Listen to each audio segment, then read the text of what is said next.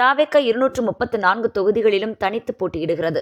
பெரம்பூர் தொகுதியில் விஜய் களம் இறங்க இருக்கிறார். தமிழகம் முழுதும் சுற்றுப்பயணம் செய்ய இருக்கும் விஜய் தான் போட்டியிட இருக்கும் பெரம்பூர் தொகுதியில் இருந்து இன்று பிரச்சாரத்தை துவங்க முடிவு செய்திருந்தார். இதற்காக போலீஸ் மற்றும் தேர்தல் கமிஷனிடம் அனுமதி கேட்டு தாவேகவினர் விண்ணப்பம் செய்தனர். 3000 பேர் வரை பங்கேற்பார்கள் என்று கூறியிருந்ததால் அவர்களுக்கு அனுமதி மறுக்கப்பட்டது. நெரிசல் ஏற்படும் என்று கூறி போலீசார் NOC வழங்க மறுத்தனர். மாற்று இடத்தில் கூட்டம் நடத்தும்படி பரிந்துரை செய்தனர். போலீசாரும் கீழ்நிலை தேர்தல் அதிகாரிகளும் திமுகவின் ஆதரவாளர்களாக இருப்பதாக தாவேகாவினர் குற்றம் சாட்டினர்.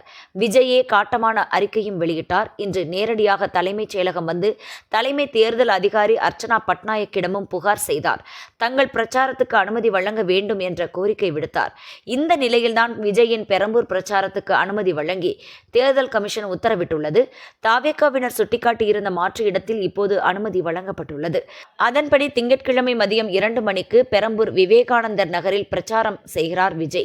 முன்னதாக மதியம் 12 மணி அளவில் பெரம்பூர் தொகுதி தேர்தல் நடத்தும் அதிகாரியிடம் தனது வேட்பு மனுவை தாக்கல் செய்கிறார்.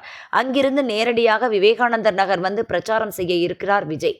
அதேபோல் கொளத்தூர், வில்லிவாக்கம் தொகுதிகளிலும் விஜய் பிரச்சாரம் செய்ய இருக்கிறார். கடந்த முறை 3000 முதல் 5000 பேர் வரை பங்கேற்பார்கள் என்று தாவேகா மனு செய்திருந்தது. அதைத்தான் போலீசார் நிராகரித்தனர். புதிய மனுவில் தெருமுனை பிரச்சாரமாகத்தான் இந்த கூட்டம் நடக்கும், 100 நிர்வாகிகள் வரை பங்கேற்பார்கள் என்று தாவேகாவினர் சொல்லியிருந்தனர். அதன் அடிப்படையில் விஜய் பிரச்சாரத்துக்கு போலீசார் அனுமதி வழங்கினார். முறைப்படி NOCயும் கொடுத்தனர்.